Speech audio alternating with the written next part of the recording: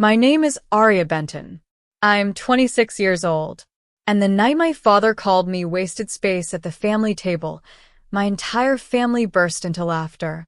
They thought it was funny. They thought I'd sit there and take it. Before I tell you how I turned that humiliation into a new life, like this video, subscribe, and tell me where you're watching from. Let me paint you a picture. Crystal chandeliers hanging from 20-foot ceilings. A dining table so polished you could see a reflection mocking you back. Wine bottles that cost more than most people's rent. That was my family's holiday celebration. That was supposed to be home. I was squeezed between my cousins, loud, obnoxious, scrolling through their phones while I sat there like furniture. Like I was part of the decor. My older brother Sebastian at one end, talking about his promotion to partner at the law firm. My sister Camila showing off her engagement ring, the diamond catching light like it was performing. And me? I had nothing to show. Just a degree in hospitality management that everyone said was useless. Just dreams of running my own place someday. Just hopes that maybe, just maybe, someone would ask me how I was doing. Nobody asked. The room buzzed with conversation I wasn't part of. Clinking silverware. Expensive perfume. The sound of success that I apparently didn't deserve to be around. Then my father stood up. Victor Benton. 6'2", silver hair, the kind of presence that makes rooms go quiet. He raised his crystal glass and everyone stopped talking. All eyes on him. The king addressing his court. I want to make a toast, he announced, voice booming with that authority he'd perfected over 40 years in real estate. To Sebastian, who just made junior partner at 30. We're so proud. Applause. Sebastian nodded like he expected nothing less. To Camila, who's marrying into the Morrison family. Brilliant match, darling. More applause.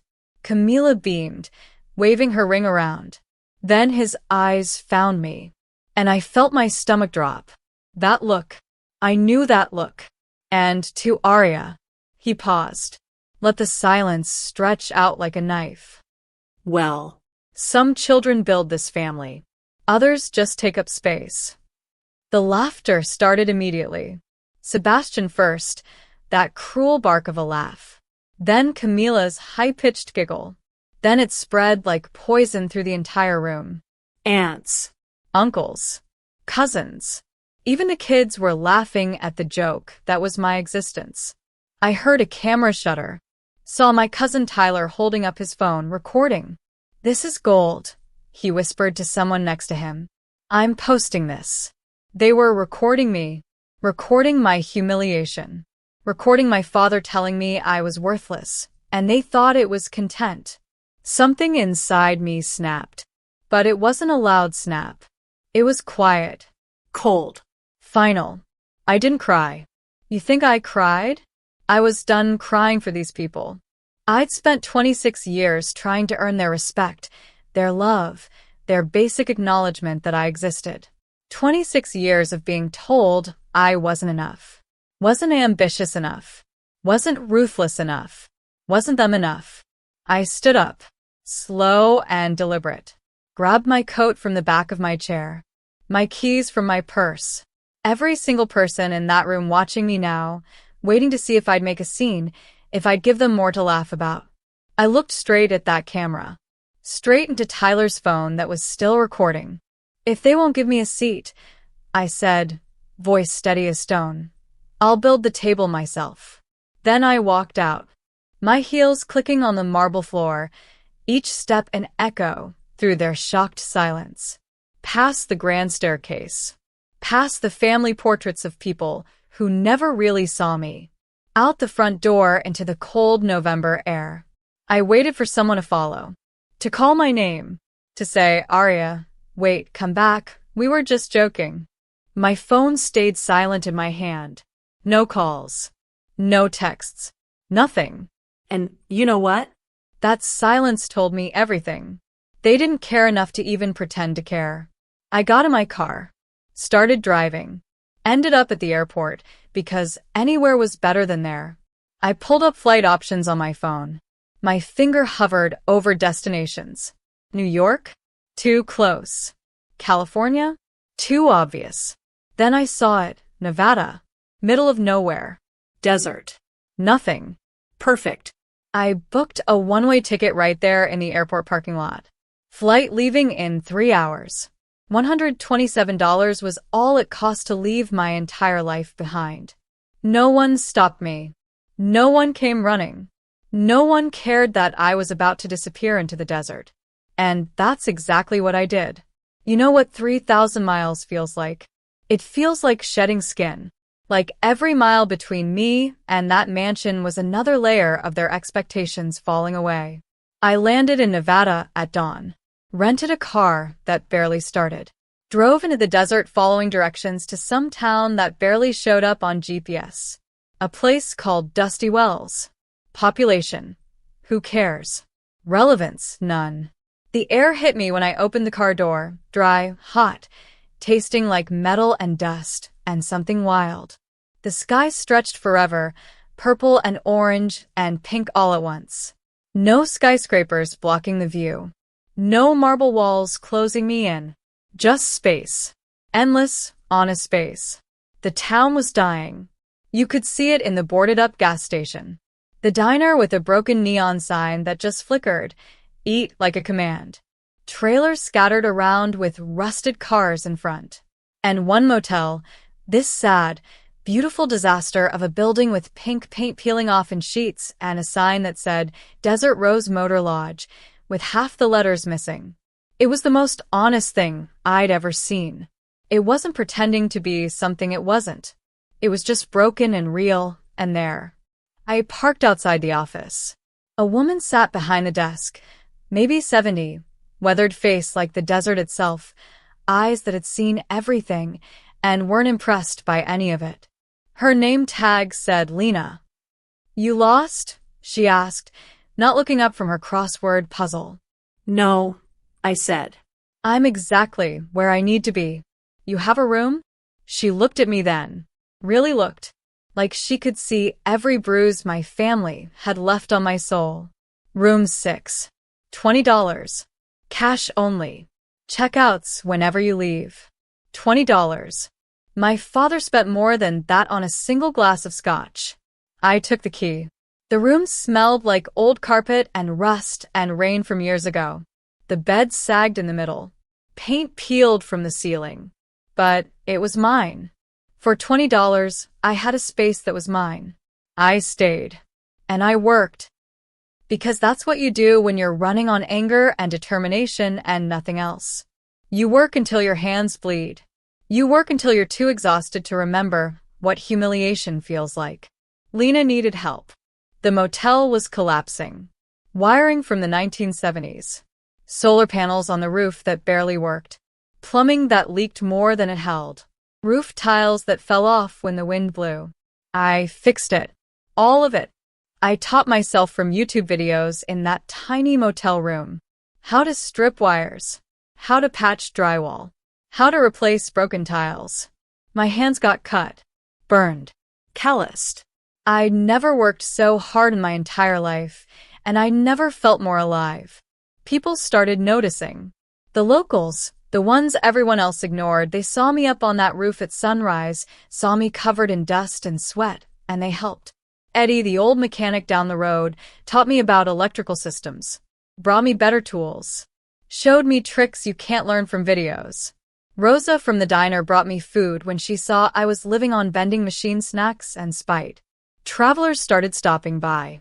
Truckers, hikers, drifters, people the world had forgotten. They'd sit in the motel parking lot, and Lena would make weak coffee, and we'd talk. Really talk. About failures and dreams and pain. No one trying to impress anyone. No one keeping score. For the first time in my life, I felt like I belonged. Then one morning, for months in, Lena called me into the office. Her face was gray. Tired in a way that goes beyond sleep. "Aria," she said. "I'm dying. Cancer. 6 months, maybe less." Just like that. No dramatics. Desert people don't waste words. This place, she gestured around, they're selling it. Some developer wants to tear it down. Build a chain hotel. I felt rage flood through me. No. That's how it works, honey. Money wins. What if I bought it? The words came out before I even thought them through. Lena laughed. Not meanly, just surprised. You got that kind of money? No. But I've got time and hands and nothing to lose. She studied me for a long moment. Then she smiled, really smiled. This place deserves someone who gives a damn. You rebuild it. Make it something real. And when I'm gone, it's yours. Whatever you can afford. Could be $100. Could be 10,000. Whatever you've got. If you've ever felt unwanted at your own family table, stay with me. This story isn't over. Lena died 3 months later. Quiet. Peaceful. Left me a handwritten note and the deed to the Desert Rose Motor Lodge. I stood in that parking lot, holding that deed, crying for the first time since I'd left. I had a motel. I had a purpose. I had a chance to build something that mattered. Now I just had to figure out how. You want to know what rebuilding looks like? It looks like sleeping on a torn mattress in the motel lobby because all the rooms are too damaged to use. It looks like showering with a garden hose out back because the pipes are completely shot. It looks like eating cold beans from a can because you spent every dollar on materials. I lived like that for 3 months. And I wasn't miserable. I was building. Every morning I'd wake up at 5. The desert sky just turning light, stars still visible like puncture wounds in the dark. I'd make instant coffee on a camping stove. And I'd work. I tore out rotted drywall until my arms ached. Replaced every inch of bad wiring. Fixed every leak. Sanded floors until my palms bled. Painted walls until the fumes made me dizzy.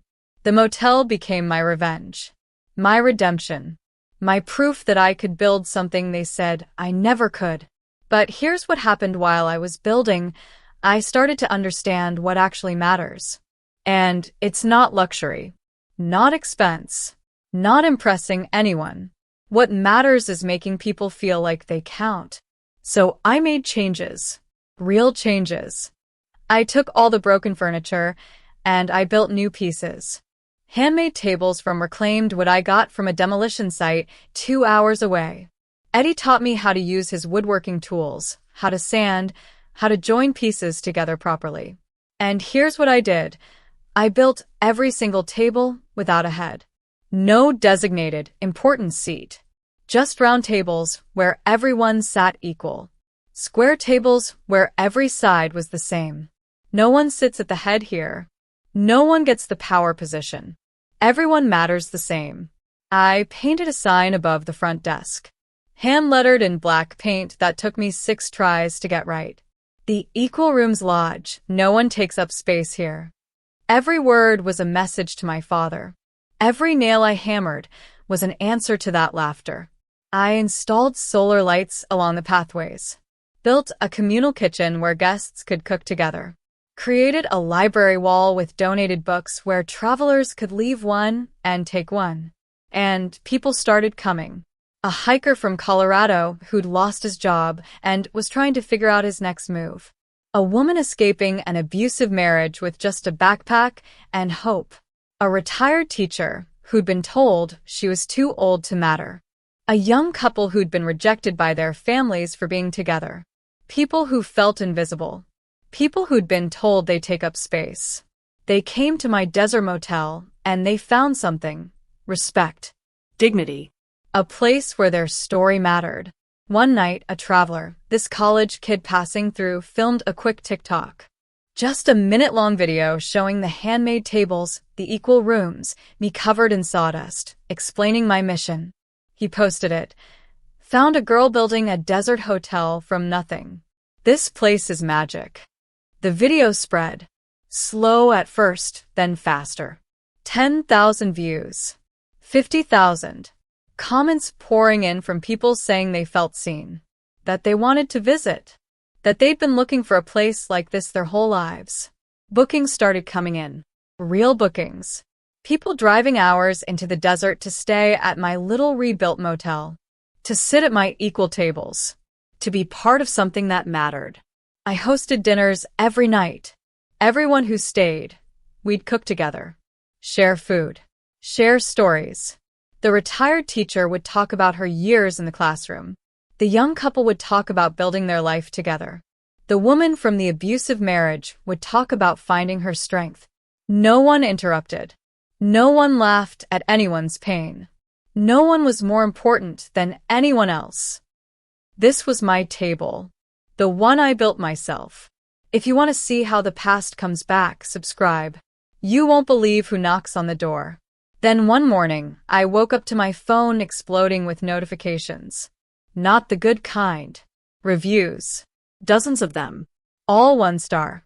All posted overnight. Dangerous property. Owner is unstable. Health violations everywhere. Stay away. Every single one anonymous. Every single one a lie. I watched my booking calendar empty out. Cancellations flooding my email. People scared off by reviews from people who'd never even been here. Someone was trying to destroy me, and I had a pretty good idea who. You know what it feels like to watch something you built with your own hands get torn apart by lies? It feels like drowning on dry land. My phone wouldn't stop buzzing. Cancellation after cancellation. Families who'd booked weeks in advance, suddenly backing out. Groups canceling their retreats. Solo travelers saying they'd found safer options. The motel went from fully booked to completely empty in 72 hours. I sat in the lobby I'd rebuilt with my own hands, watching tumbleweeds blow past the windows, feeling that old familiar feeling creeping back in. The feeling of not being enough. Of failing. Of taking up space. Then the legal letter arrived. Certified mail. Thick envelope. Official letterhead from Morrison, Benton and Associates. My father's law firm. I opened it with shaking hands. Legal jargon. Threats. Demands. The motel was operating without proper permits. I was violating zoning regulations. I had 30 days to cease operations immediately or face court proceedings. And at the bottom, in handwriting I'd recognize anywhere, a note. This could all go away if you're reasonable. Call me Dad. That word. Dad. Like he'd earned it. Like he hadn't called me wasted space in front of everyone I'd ever known. I understood immediately. He wanted this land. Probably had some luxury development planned. Probably couldn't stand that his worthless daughter had built something successful on her own. He wanted to bury me. Again. My hands were shaking. Not with fear. With rage. I called Eddie. Called Rosa. Called every person who'd helped me build this place. They came within the hour, gathering in the parking lot like an army. What are you going to do? Eddie asked. I looked at my phone. At all those fake reviews. At that legal letter. At the empty booking calendar. Then I looked at the motel I'd saved. The equal tables I'd built. The sign I'd painted about no one taking up space. I'm going to fight, I said.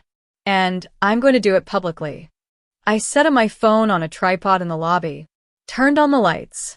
Hit record for a live stream. At first, 12 people were watching. Then 50. Then 500. I showed them everything. The clean rooms with fresh paint and working plumbing. The solar panels I'd installed myself. The handmade tables where everyone sits equal. The kitchen where strangers become friends. I read the fake reviews out loud. Then I showed my actual guest book, pages and pages of real handwriting, real gratitude, real stories from real people who'd stayed here. I held up the legal letter. Explained that my father, the same man who'd humiliated me at that family dinner, was trying to shut me down because he couldn't stand that I'd succeeded without him. This place, I said to the camera, voice steady now, exists because I was told I'd take up space. Because I was told I'd never build anything. Because I was laughed at for dreaming.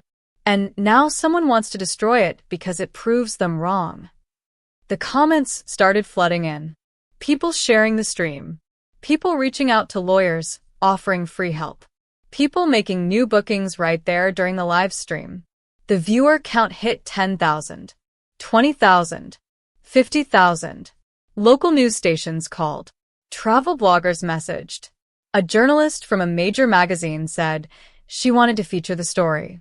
By the time I ended the stream 2 hours later, my booking calendar was full for the next 3 months. People weren't just making reservations. They were making statements. They were saying, "We believe you. We see you. We're with you." Rosa hugged me, crying. Eddie squeezed my shoulder with his calloused hand. The guests who'd stayed through the fake reviews cheered. I looked at my father's legal letter one more time. Then I posted a photo of it on social media, with one caption. "They tried to bury me. They didn't know I was a seed." The post went viral immediately. My father's firm started getting calls. Angry calls. People demanding to know why they were harassing a small business owner who'd rebuilt a dying motel in the desert. 3 days later, I got another letter. This one much shorter. Cease and desist withdrawn. No further legal action will be taken. No apology. No explanation. Just retreat. I won. Subscribe before the next part because what happens on opening night, nobody saw coming. I decided to throw a grand opening. A real celebration. Not just for me, for everyone who'd helped build this place. For everyone who'd ever been told they'd take up space. I sent invitations. Hung lights. Prepared food. Every single room was booked. Opening night was tomorrow. The desert was about to shine. And then a black luxury SUV pulled into my parking lot. Opening night. The desert glowing with lanterns I'd strung between posts. Music playing from speakers Eddie had helped me install. The smell of roses cooking floating through the warm evening air.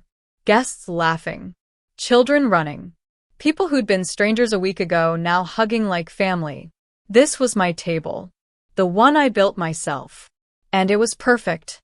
The journalist from that travel magazine was filming everything. Interviewing guests. Getting shots of the equal tables. Documenting what happens when you build something out of spite and love and refusal to disappear. I was standing by the barbecue flipping burgers next to Eddie when I heard it. That sound. That expensive engine sound that doesn't belong in the desert. Everyone turned. A black luxury SUV rolled into my parking lot. Custom paint. Tinted windows. The kind of vehicle that costs more than most people make in a year. My stomach dropped. I knew. Before the door even opened, I knew. My father stepped out. Victor Benton in his tailored suit, designer shoes already getting dusty, sunglasses that cost more than my monthly utilities. He looked around at my motel, my guests, my success with that expression I'd seen my whole life, the one that says he's already calculating how to own it.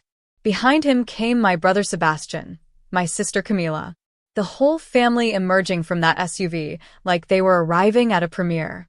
Cameras turned. The journalist was filming. Guests were watching. Everyone could feel the tension crackling in the desert air. My father walked toward me. Put on that smile. That public smile he uses when people are watching. "Aria," he said, arms open like he wanted a hug. "Sweetheart. We saw the news coverage. We're so proud of what you've built here." Sweetheart. Proud. Words he'd never said when it was just us.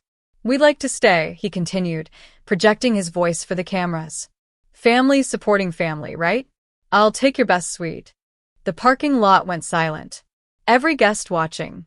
The journalist's camera still rolling. This moment being documented in real time. My father thought he could show up and rewrite history. Pretend he'd supported me all along. Take over my success like it was his achievement. I looked at him. At Sebastian smirking behind him. At Camila examining her nails like she was bored. Then I looked at my guests. At Eddie with his worn hands and loyal heart. At Rosa, who fed me when I had nothing. At the retired teacher, the young couple, the woman who'd escaped her marriage. At all these people who'd been told they don't matter. I looked back at my father. "No," I said. Simple. Clear. Final. His smile faltered. "Excuse me? You called me wasted space," I said, voice carrying across the parking lot. "You told me I only take up space. You laughed at me. You recorded it. You tried to shut this place down with legal threats when you realized I'd succeeded without you. His face was turning red. Sebastian stepped forward, like he was going to defend him. I held up my hand. This motel exists because of what you said to me. These tables were built with the anger you gave me. Every nail I hammered was me proving you wrong. Every room I restored was me building something you said I never could.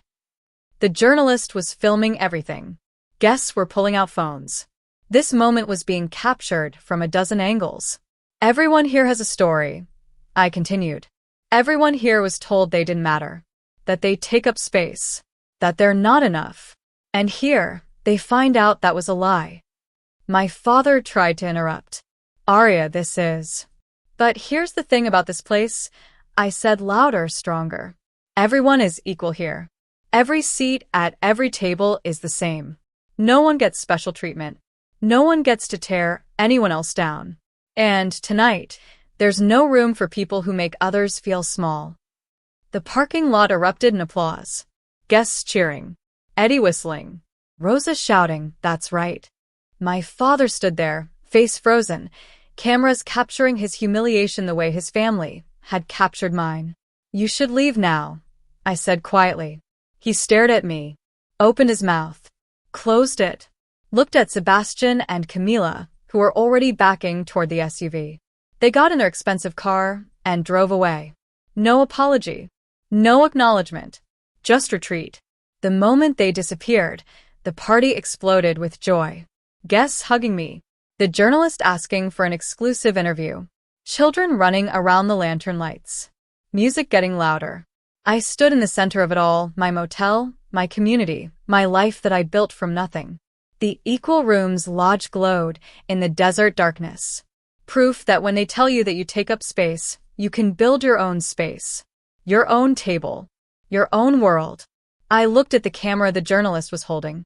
Looked straight into the lens. If anyone ever told you that you take up space, I said, comment where you're watching from. You belong here. You always did. The desert night stretched forever above us. Stars like puncture wounds in the dark. Music and laughter filling the space I'd claimed as mine.